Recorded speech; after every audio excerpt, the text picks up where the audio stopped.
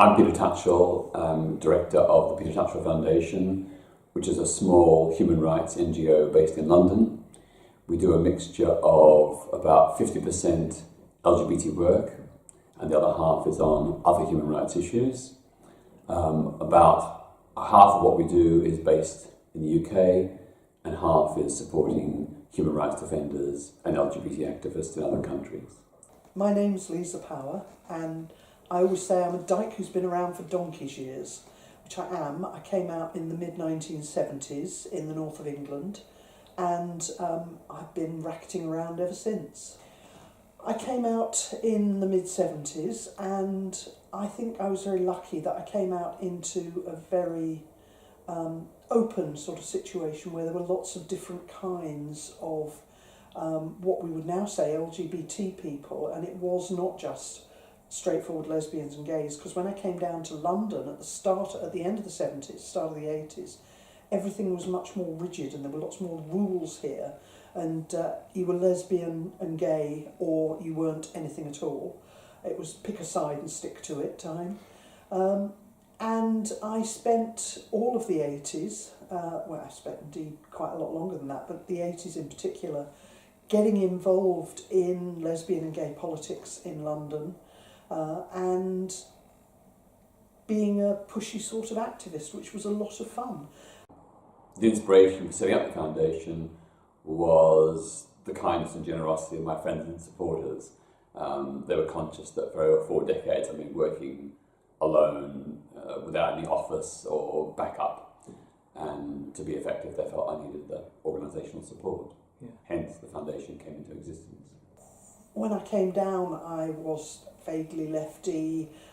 We were squatting and then living in what was called short life housing, which was housing that the council couldn't use because it was semi-derelict, so we all paid £2 a week to have a licence to live there and stop it from falling apart completely.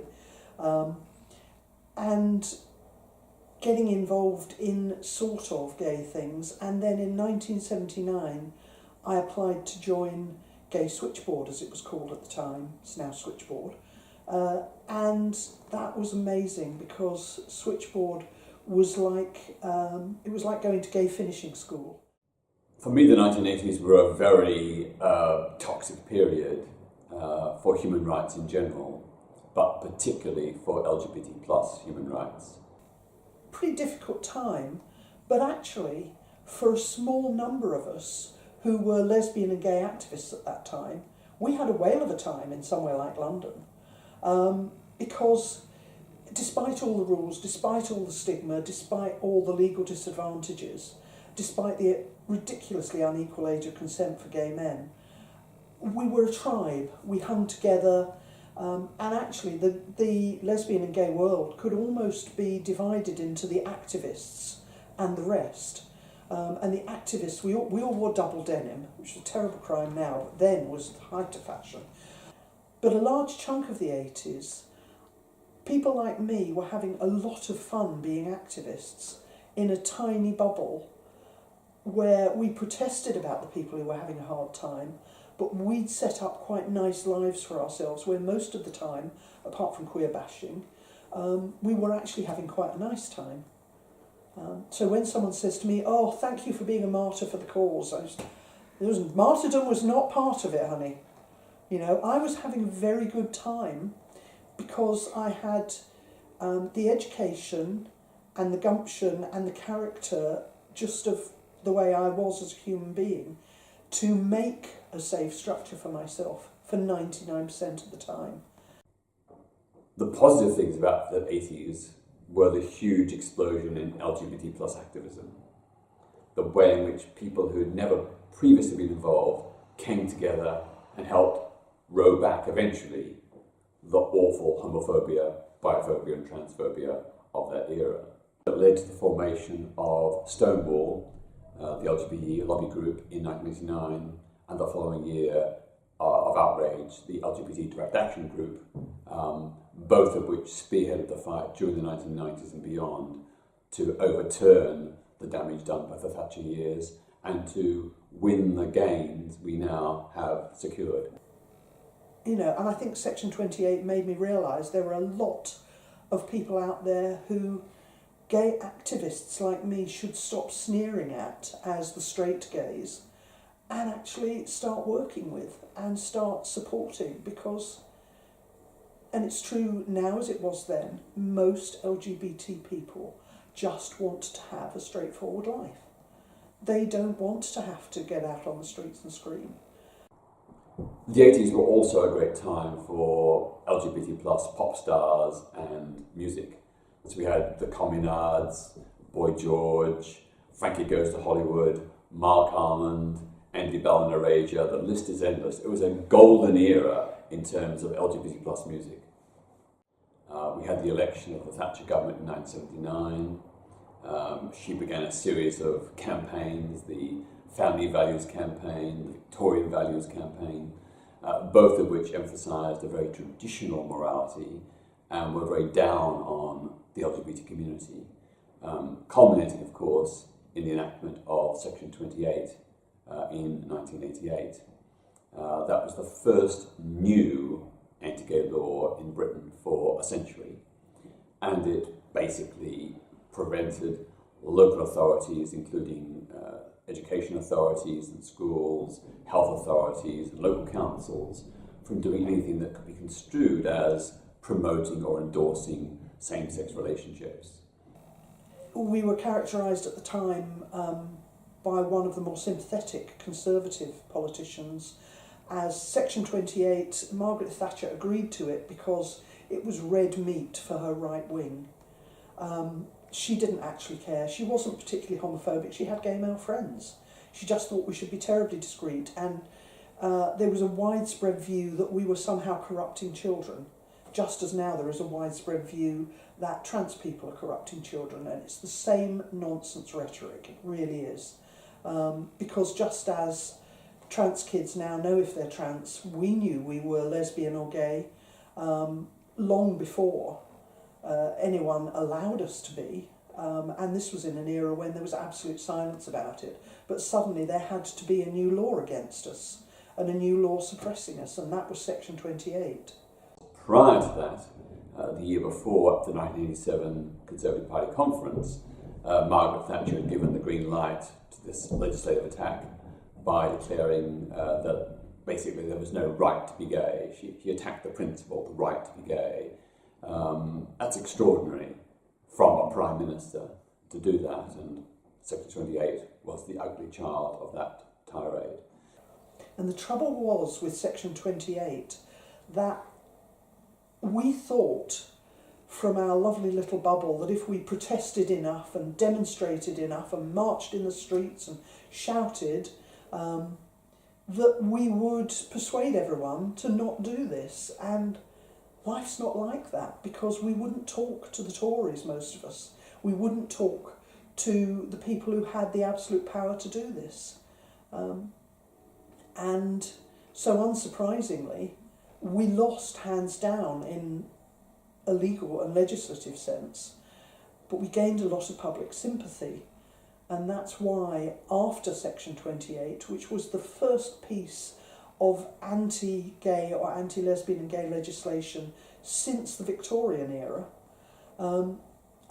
after that, people really stopped, and some of us had a good hard think about our tactics and the fact that we weren't going to win just by allying with other leftist or human rights movements, that we had to spread out more widely, that we had to be even more visible than we had been, but we had to get people on our side, and that's how Stonewall was born.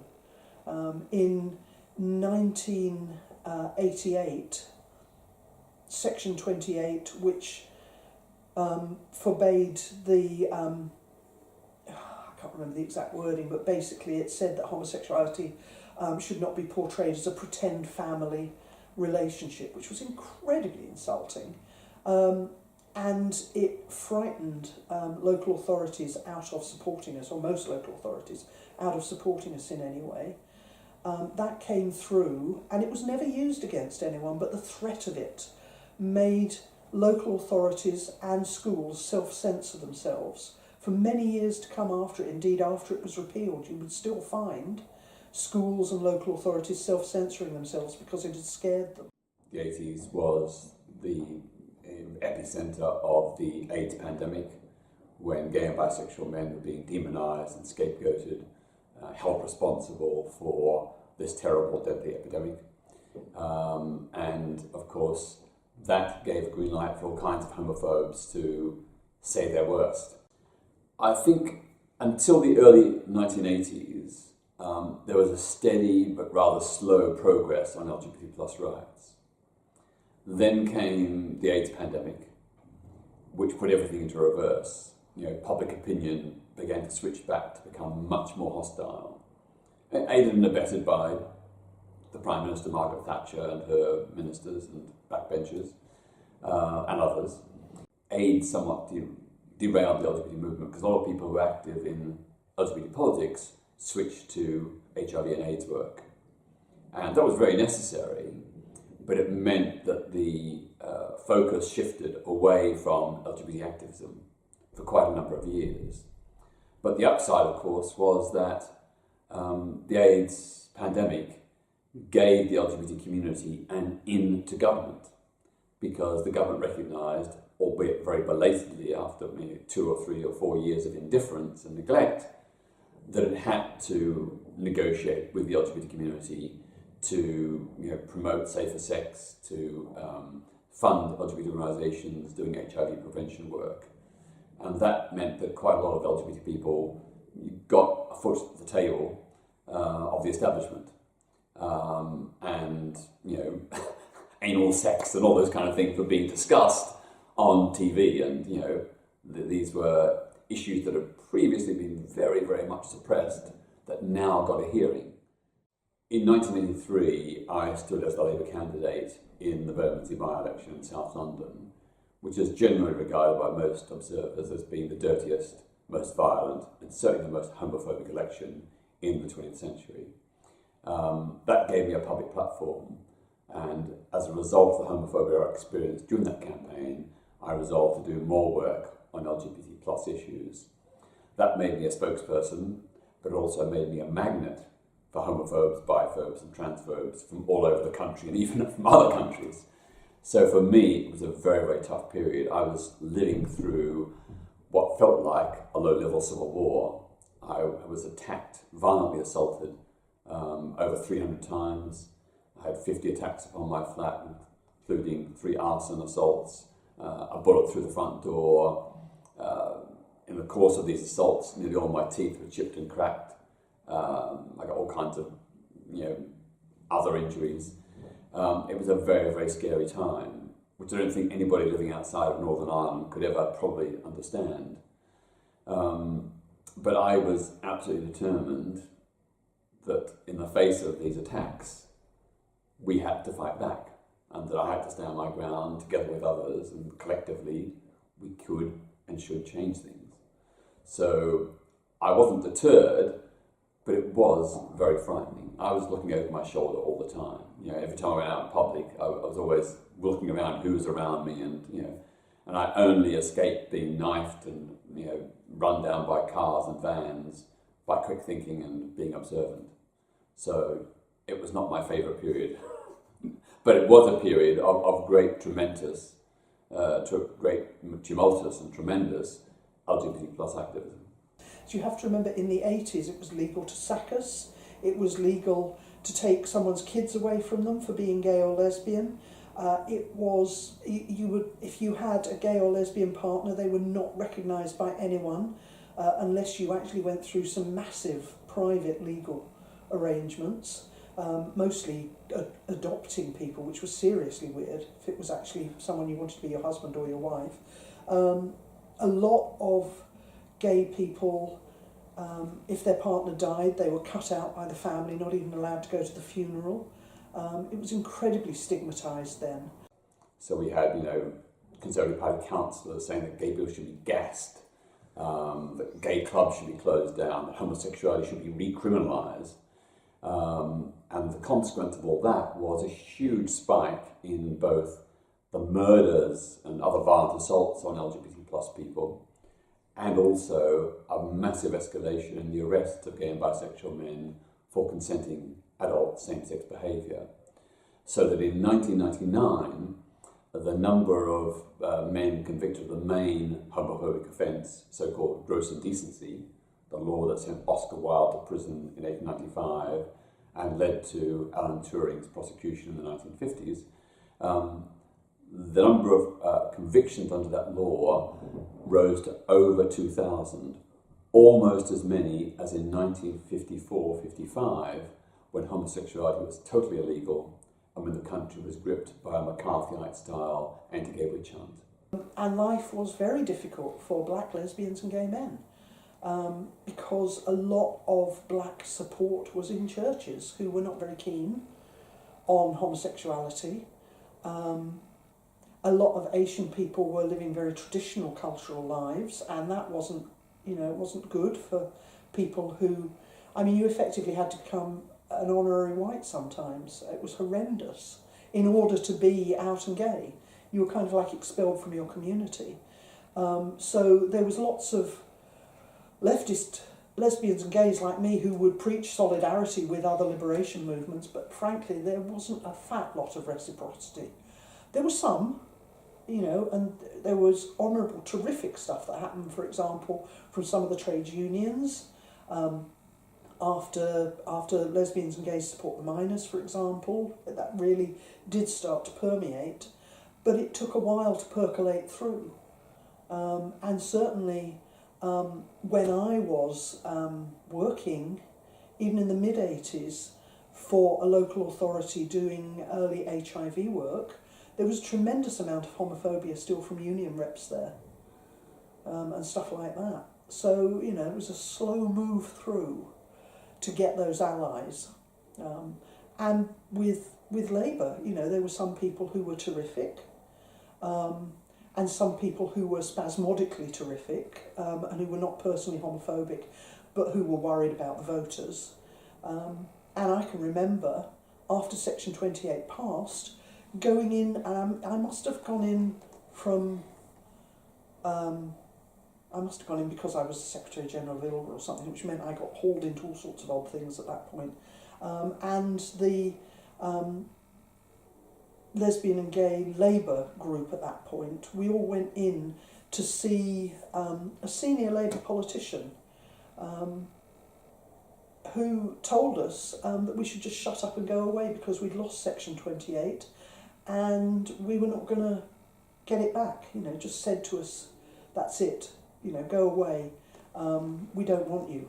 And I think that probably strengthened my resolve. That probably propelled me thoroughly into the orbit of Stonewall, because even though I was a Labour voting person, parts of my own party didn't want me, and I was not having this, and it made it easier to say, well, maybe I have some sympathy with gay Tories, not much, but some sympathy with gay Tories, because they're having an even harder time than I am. Stonewall effectively started because half a dozen gay men had a rather boozy lunch at Ian McKellen's house, and instead of sitting round a piano afterwards banging out show tunes, they sat around a typewriter, because we only had electric typewriters in those days, no laptops, nothing like that, and they banged out a manifesto for what they thought, the absolutely basic manifesto of what needed to happen. And luckily, amongst those happy, boozy, determined men, some of whom had never been particularly activist before, like Ian and a couple of the others, they said, we better get an equal number of women in. And that was very new. There were lots of organisations that called themselves lesbian and gay, but they were 90 men and one gay woman. And indeed, it would probably be someone who called herself a gay woman rather than a lesbian, which was rather racy, being a lesbian compared to being a gay woman.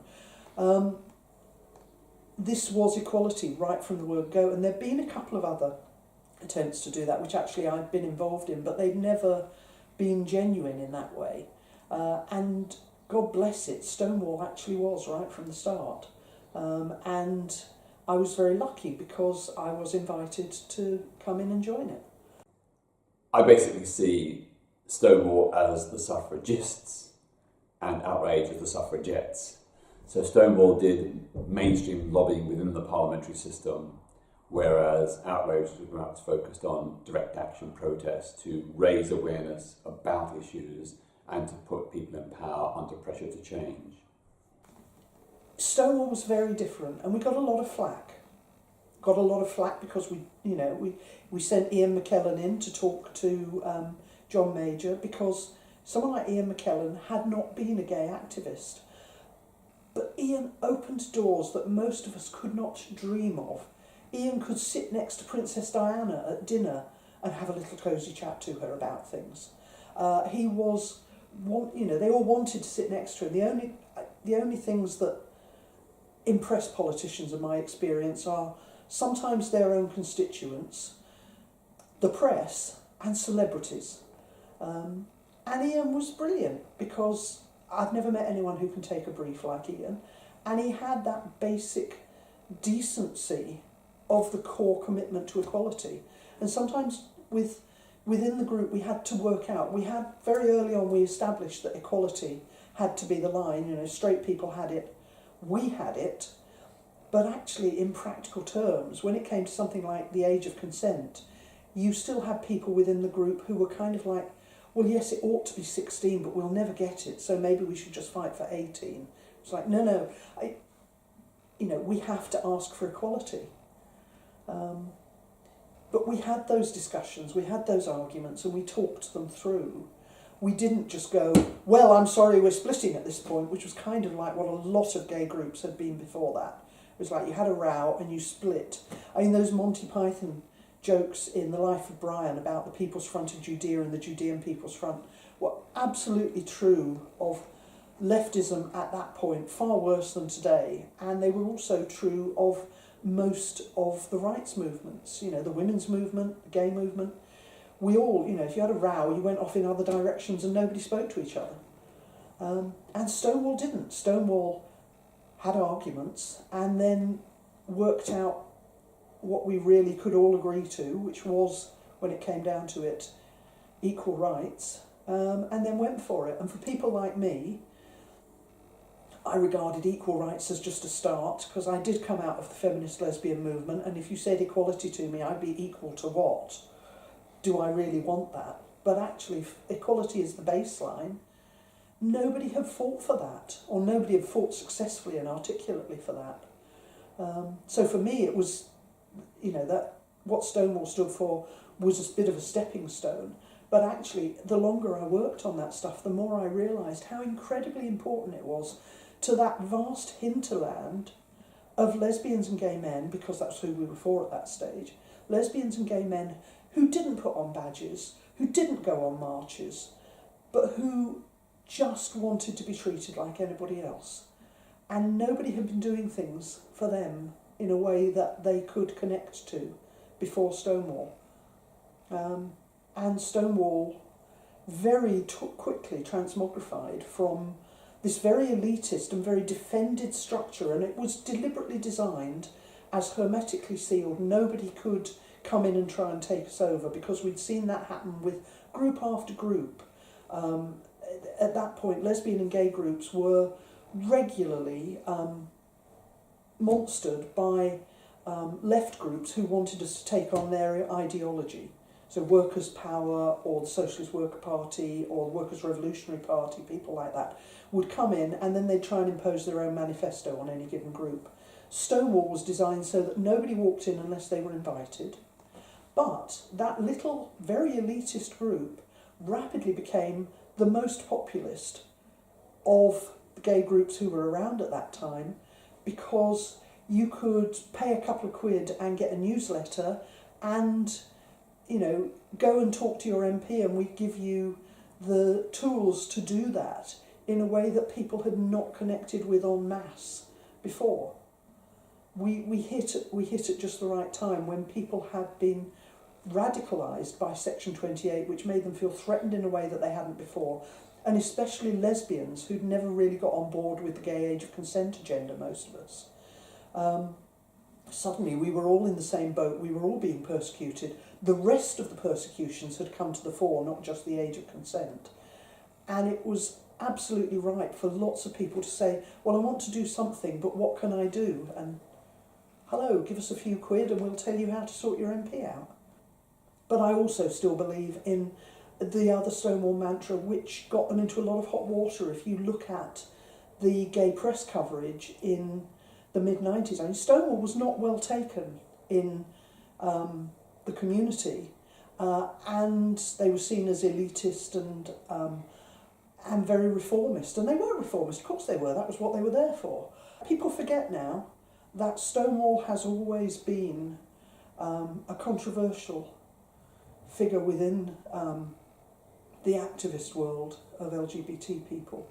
But it's always been buoyed up by the fact that there's a vast middle ground of people who just want to be allowed to get on with their lives in the ordinary everyday world.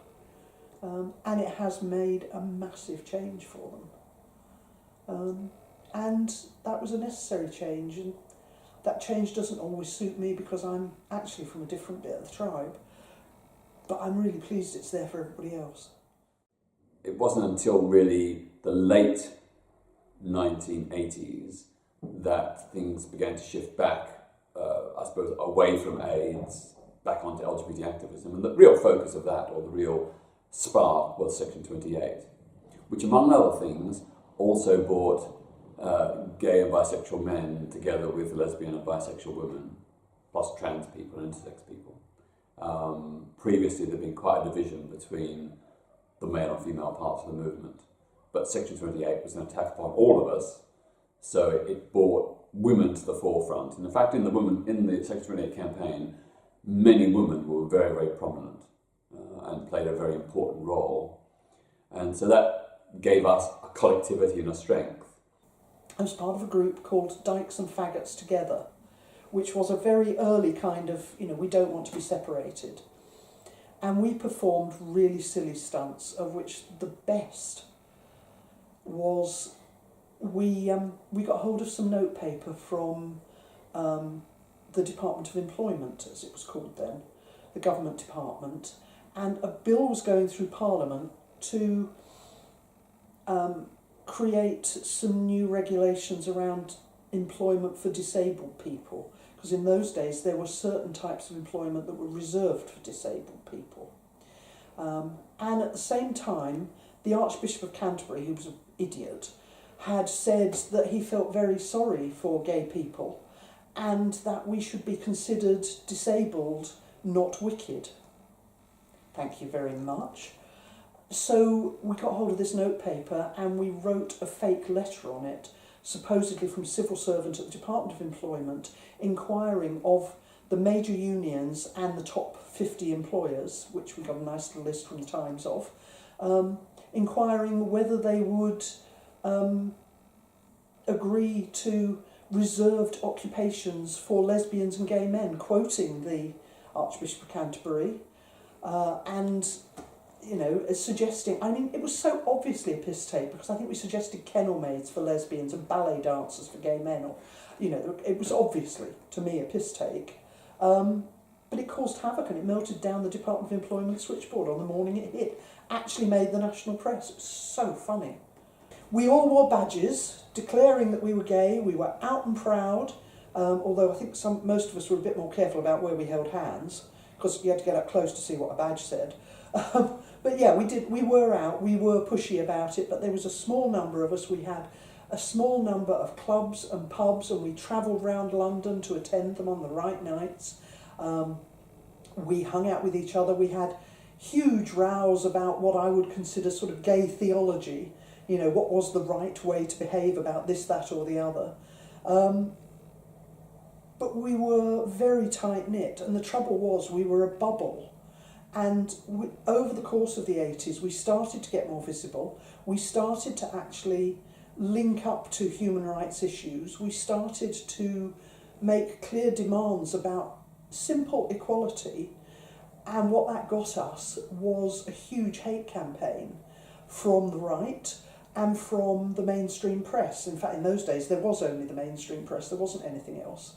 And that culminated in Section 28, because we became a social scapegoat, lesbians and gay men. became a massive social scapegoat. In 1988, the London Pride Parade jumped from 15,000 people the previous year to 30,000 people, doubling overnight. So it showed that really this was a real grassroots groundswell opinion, which brought in lots of people who'd never ever been previously involved in LGBT plus activism. And of course it wasn't just London, it was all across the country. There were huge marches in Manchester, in Newcastle, you name it. It was very, very, very impressive. Demonstrations in the 80s were a hoot. And in fact, Pride then was still somewhat of a riot. And, nowadays the police won't even arrest people who are trying to disrupt Pride marches, but in those days you could get arrested at the drop of a hat. I think the attacks upon our community gave those marches in the 1980s an energy that had previously been lacking. I mean, people went on them, but the passion and enthusiasm and determination of people who marched in the 1980s was exponentially higher. People really felt that our community was under attack, and if we didn't do something, we would be crushed. I mean, it was small enough that we would go to the University of London Union in Mallet Street and we would take it over for the day. And this had happened about halfway down the march, so people ran forward to ULU and lots of people came out onto the street and were demonstrating about this, and the police panicked and tried to kettle us. It was a really early example of kettling, which was fatal because there were two exits from ULU, and every time they kettled us back into one part of the street, people were literally walking to ULU, coming out round the back, and I can remember running through ULU and taunting the police from the back. And we were chanting Stonewall, Stonewall, Stonewall, which is probably where, I remembered that in thinking about things later on. But it was, we were, Stonewall was the call to a riot. And, the police arrested quite a few people. They let most of them go, but there were quite a lot of people in the cells later on, and we all had to go down and stand outside and wait for them to come out. And the Queens were glorious when they let them out. My friend Julian, they let him out. They said, did you ask for a lawyer? And he said, no, but I told them I could do with a hairdresser. But there was a huge row in the mid-90s about outing people. And people like Peter Tatchell and OutRage were very much in the business of forcing people to come out, and shaming people into coming out and challenging people who they thought ought to come out. Which led to some very absurd situations at times. But Stonewall was very clear. We wanted people to be visible, but we wanted them to be visible as happy lesbians and gay men. We did not want them to be visible as miserable people who'd had to be dragged out of a closet. And people, gay shame was a serious thing. People were being outed in the News of the World, which was the big weekend newspaper then. They were being outed by OutRage. There was a bishop who apologised publicly for his life, even though nobody had particularly known he was gay. It was just, that's not how you want people to come out. We wanted people to show that, as the slogan in the 21st century went, things get better. Not things get worse and you're really unhappy and semi-suicidal for being dragged out of the closet. The tabloids were effectively at war with the LGBT community. They saw us, like the government, as the enemy within. So you'd have headlines like "Puffs in the Pulpit," whereby, I think it was the Sun or the Express, tiraded against gay clergy within the Anglican Communion. Puffs in the pulpit. This is like barroom, yabu, thuggery language, not the language you expect from a national newspaper. I think the Express had a scaremongering headline in response to the AIDS pandemic: 1 million will die. No scientific evidence whatsoever, but completely hysterical. It was almost day after day after day, there were newspaper attacks upon LGBT plus individuals, organisations, or the community as a whole. And the consensus among a lot of newspaper editors was that we were not respectable, we did not deserve respect, and that we were fair game. The media had been absolutely horrific about lesbian and gay people through a large chunk of the midterm. Well, it had always been pretty awful, but it was actively attacking us in the lead up to Section 28. And people who were lesbian and gay and who were involved in the straight media were completely in the closet. I remember there was a Media Against Section 28 group, and the only out journalists from the straight press were theatre reviewers like Nick de Jong who were there. The guy who was the editor of the Mail on Sunday magazine was one of us, and indeed he later died with AIDS. But he was completely in the closet at the Mail. Couldn't have dreamed of coming out. I mean, it must have been hell to be part of that, actually. So the media had not been helpful. But it was interesting that Stonewall didn't present in the way that they had been portraying us as double denim, badge wearing, hitting people over the head with the placard people. They couldn't really say that about people like Ian McKellen and Michael Cashman and Matthew Parris, who was a journalist. And suddenly they started to take us just a wee bit more seriously, and it's really interesting the way that they started to calm down. And yes, there were still lots of really stupid pieces, including in The Guardian, where I distinctly remember a Polly Toynbee piece saying that gays have brought Section 28 on ourselves by trying to be too pushy about children. It was like,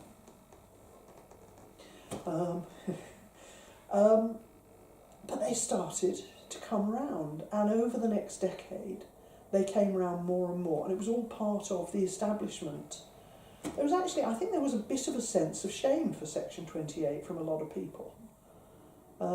They realised they'd gone a bit too far.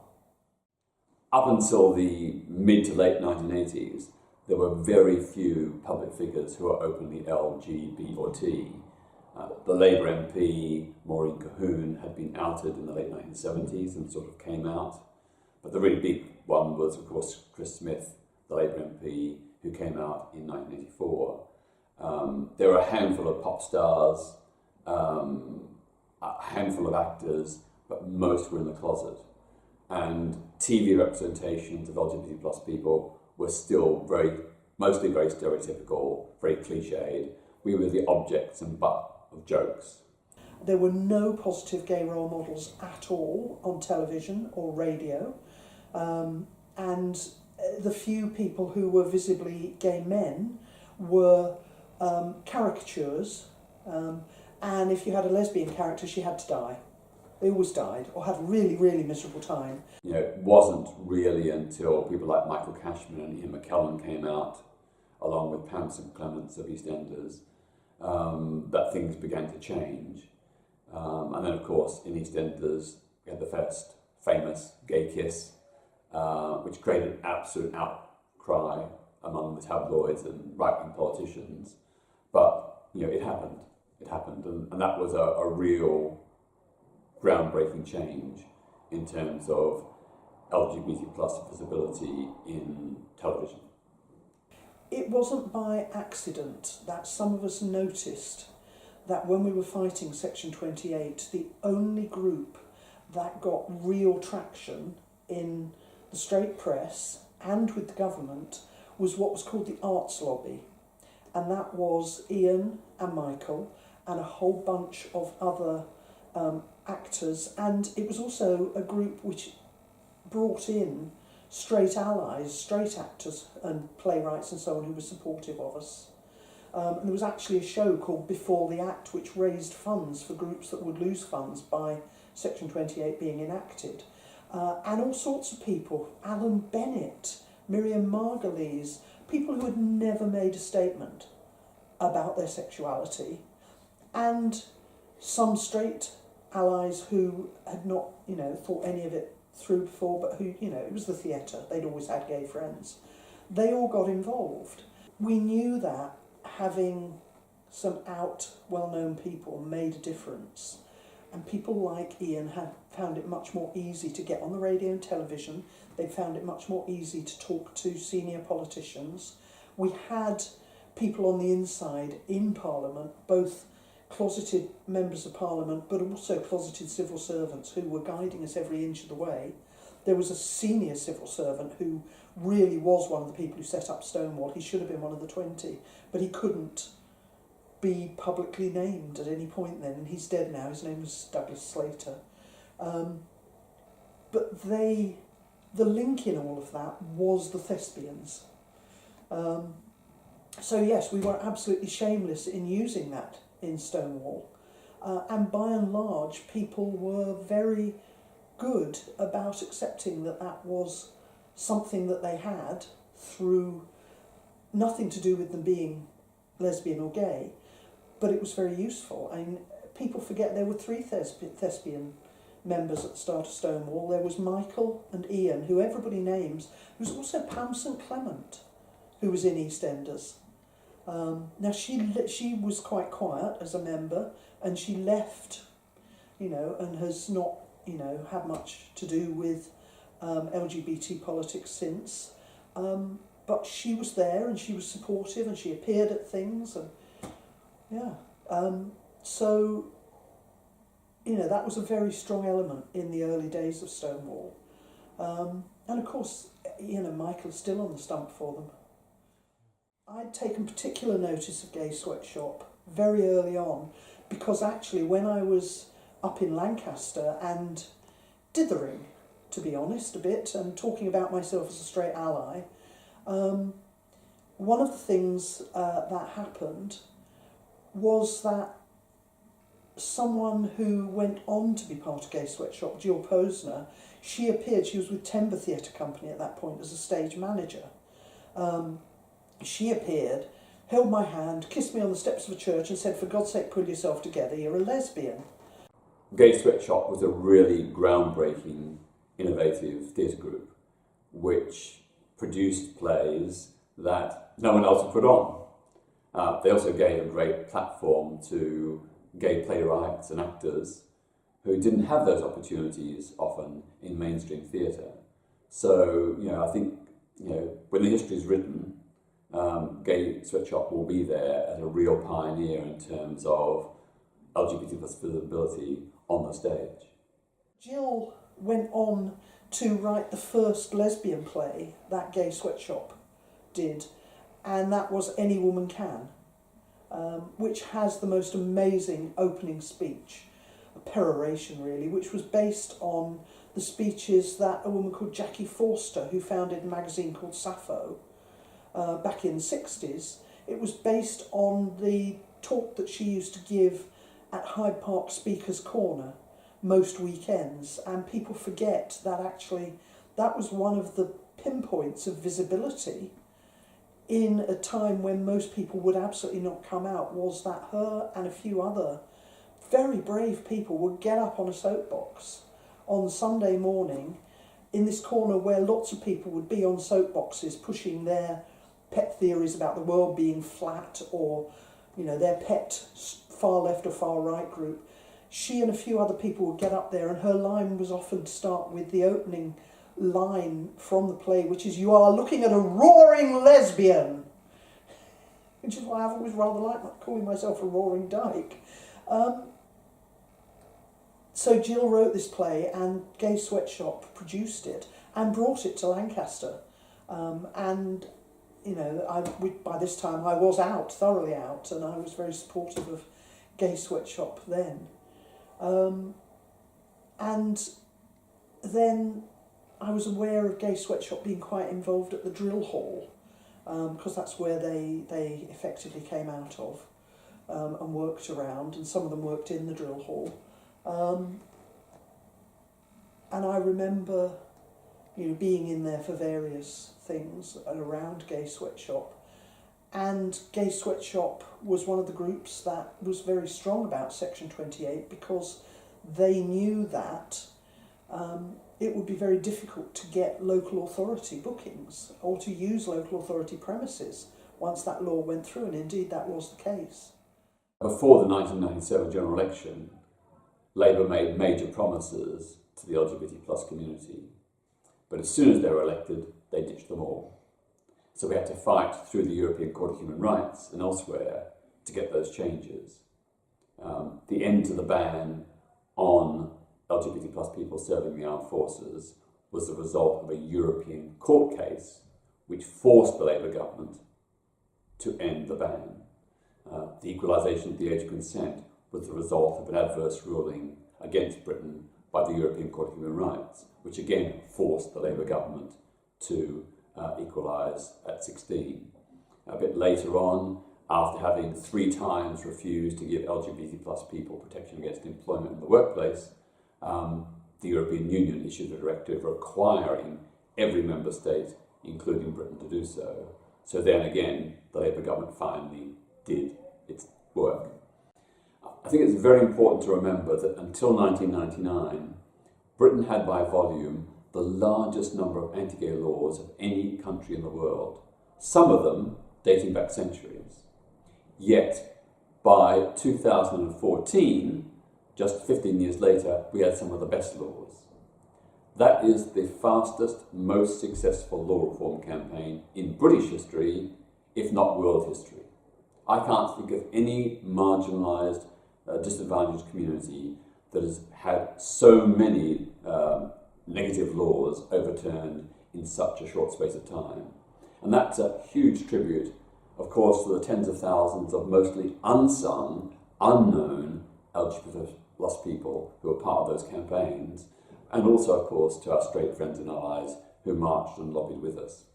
Visibility now is massively higher than it was, and it's much harder for this country to go back on the advances that we've made, because so many of us are known now to our families, to our workmates, and that was the power of equal marriage, which I was never for, because I didn't believe anyone should be married. I thought the institution of marriage is patriarchal bollocks.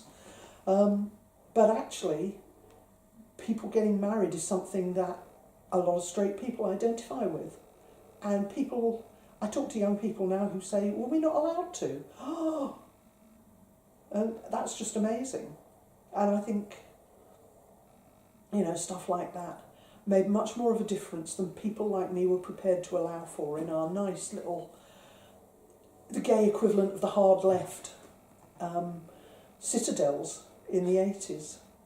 But it was fun. Even when we were having terrible rows, it was fun. With the advent of same-sex marriage, legislated in 2013, but coming to force in 2014, that ended the last major anti-LGBT plus discrimination in law.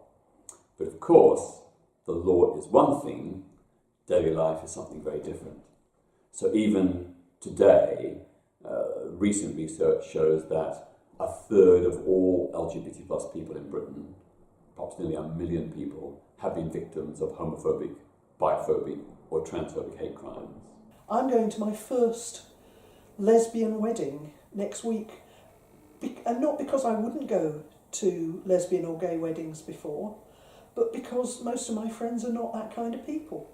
I've been to a couple of receptions on the fringe, but this will be my first actual LGBT wedding, other than the ones that were conducted for reasons of keeping people in the country all the way through the 70s and 80s. So it's going to be weird, because it's totally not what I ever fought for, but I know it's what lots of people who I love and who are my people, that's what they want. And it's only what straight people are allowed to do. So I still believe in that Stonewall mantra. If they've got it, we get it. Even today, 45% of young people report that they were bullied at school because of their sexuality or their gender identity. That's truly, truly shocking. And then, of course, when it comes to the law, we still have qualified exemptions for religious organisations, not just places of worship, but also faith-run schools, hospitals and nursing homes. They're all allowed to discriminate against LGBT people if they can show that it's necessary to preserve their religious ethos. Now, why should religious people be exempt from the laws that apply to everyone else? They're entitled to their view, but they're not entitled to discriminate. And that's an anomaly in law which still has to be resolved. Well, I feel like right now we're having a horrendous rerun of the run-up to Section 28 for trans people. It's all the same tropes about seducing children into a lifestyle, that people don't know what they are or what they want, and shouldn't be allowed to express it until some undefined age. We always used to joke that they'd quite like to set the age of gay consent at 80. And I'm sure there are people who feel like that about trans people now. So that is a horrendous rerun, the way that they're being attacked in the mainstream press. Literally, week after week, the Times is obsessed with trans people and having to apologise for making up stories. That's a horrible nightmare rerun of the bits of the 80s that I remember without any fondness. And then we still have the second-class legal status of trans people, in the sense that the Gender Recognition Act of 2004, which was progressive in its time, is now way behind the curve. We need Irish, Maltese and Argentinian-style trans laws that allow trans people to self-declare by statutory declaration, rather than having to go through hoops and hurdles of getting medical certificates and certification. We've moved on massively in our understanding of the breadth and depth of queer life, and we can now say queer and it's not a pejorative, but it's a word that we've reclaimed to cover all of us. And we talk about queer history, and as a historian, for me, it's much easier now to talk about the past because I don't have to try and label everybody lesbian and gay who had some form of same-sex attraction. We're not trying to reclaim everybody for our tiny little group. I love the way that young people are much more exploratory, much more fluid, much more cool. And I mean, yes, sometimes people do wild things and you think, you're probably going to change your mind about that in a decade or two. But that's fine, because youth is a time for experimenting, and a lot of you are not going to change your mind, and you're broadening our horizons. And I love that. Amid the darkness and horror of the HIV/AIDS pandemic in the 1980s was this incredible sense of solidarity, not only between gay men, but also between lesbians, gay men, bisexual and trans people. There was a coming together to meet this crisis. And it must be remembered that it's only thanks to the activism and lobbying of primarily LGBT plus people that the government eventually began to enact an education and prevention program, a support and treatment program. We made that change which benefited everyone, LGBT plus and straight. So that for me is one of the great silver linings of the AIDS era. I want a movement, whether it's an LGBT movement, whether it's a gay movement, whether it's a queer movement, I want it for everybody. Because what I said in the 80s, and I would still say now, is they're not going to argue about what kind of queer you are when the fascists come for you and put you up against a wall, when they try and destroy your happiness. They're just going to see us all as some kind of pervert, and we're all going to go together. So we might as well all hang together now and have a nice, lovely rainbow time. Although, Jesus, I've had enough of rainbows and unicorns.